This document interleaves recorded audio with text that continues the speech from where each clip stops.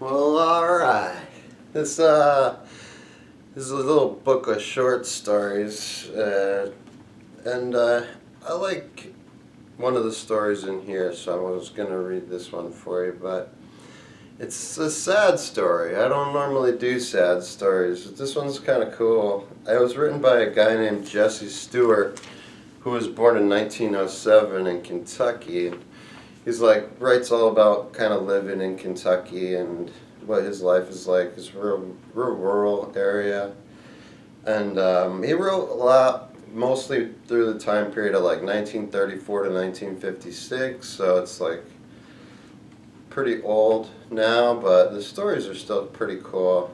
This is a short story he wrote called Love. Yesterday, when the bright sun blazed down on the wilted corn, my father and I walked around the edge of the new ground to plant a fence. The cows kept coming through the chestnut oaks on the cliff and running over the young corn. They bit off the tips of the corn and trampled down the stubble. My father walked in the corn balk, which is the unplowed land between the rows of corn. Bob, our collie's a dog, Bob, our collie, walked in front of my father. We heard a ground squirrel whistle down over the bluff among the dead tree tops at the clearing's edge. "Whoop! Take 'em, Bob," said my father. He lifted up a young stalk of corn with wilted, dried roots where the ground squirrel had dug it up for the sweet grain of corn left on its tender roots. This had been a dry spring, and the corn is kept well on the earth where the grain is sprouted. The ground squirrels love this corn. They dig up rows of it and eat the sweet grains. The young corn stalks are killed, and we have to replant the corn. I can see my father keep sicking Bob after the ground squirrel. He jumped over the corn rows. He started to run toward the ground squirrel. I, too, started running toward the clearing's edge where Bob was jumping and barking. The dust flew in tiny swirls behind our feet. There was a cloud of dust behind us.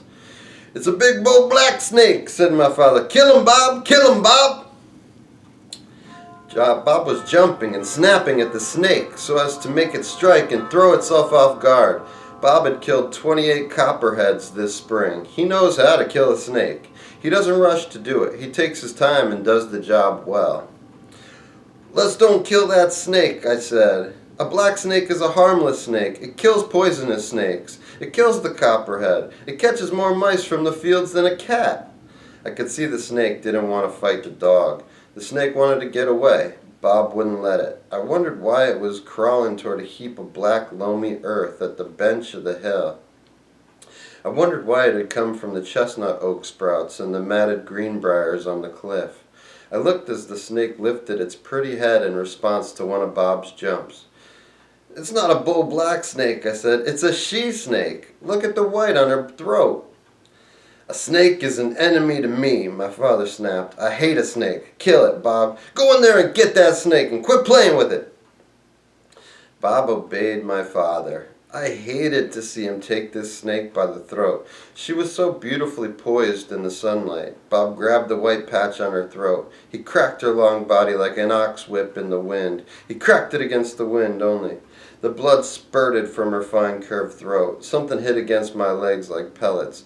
Bob threw the snake down. I looked to see what had struck my legs. It was snake eggs. Bob had slung them from her body. She was going to the sand heap to lay her eggs where the sun is the setting hen that warms and then hatches them. Bob grabbed her body there on the earth where the red blood was running down on the gray piled loam. Her body was still writhing in pain. She acted like a green weed held over a new ground fire. Bob slung her viciously many times. He cracked her limp body against the wind. She was now limber as a shoestring in the wind. Bob threw her riddled body back on the sand. She quivered like a leaf in the lazy wind. Then her riddled body lay perfectly still. The blood colored the loamy earth around the snake. "Look at the eggs, won't you?" said my father. We counted 37 eggs. I picked an egg up and held it in my hand. Only a minute ago there was life in it. It was an immature seed. It would not hatch. Mother's sun could not incubate it on the warm earth. The egg I held in my hand was almost the size of a quail's egg. The shell on it was thin and tough, and the egg appeared under the surface to be a watery egg.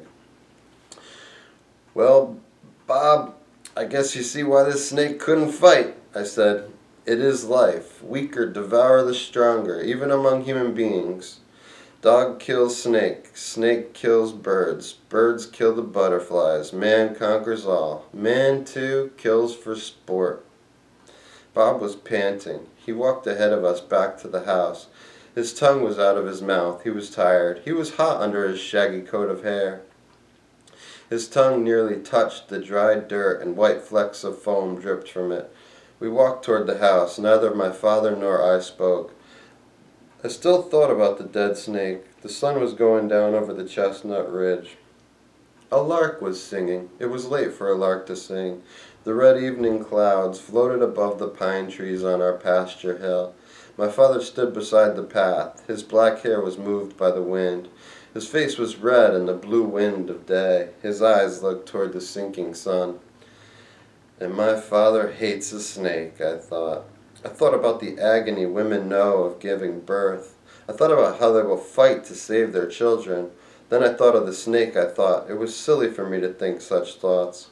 This morning my father and I got up with the chickens. He says one has to get up with the chickens to do a day's work. We got the post-hole digger, axe, spud, measuring pole, and the mattock. We started for the clearing's edge. Bob didn't go along. The dew was on the corn. My father walked behind with the post-hole digger across his shoulder. I walked in front. The wind was blowing. It was a good morning wind to breathe, and a wind that makes one feel like he can get under the edge of a hill and heave the whole hill upside down. I walked out the corn row where we had come yesterday afternoon. I looked in front of me. I saw something. I saw it move. It was moving like a huge black rope winds around a windlass. "Steady," I says to my father. "Here's the bull black snake." He took one step up beside me and stood. His eyes grew wide apart. "What do you know about this?" he said.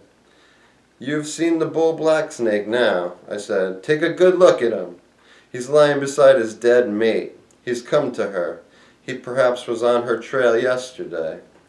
The male snake had trailed her to her doom. He had come in the night under the roof of stars as the moon shed rays of light on the quivering clouds of green.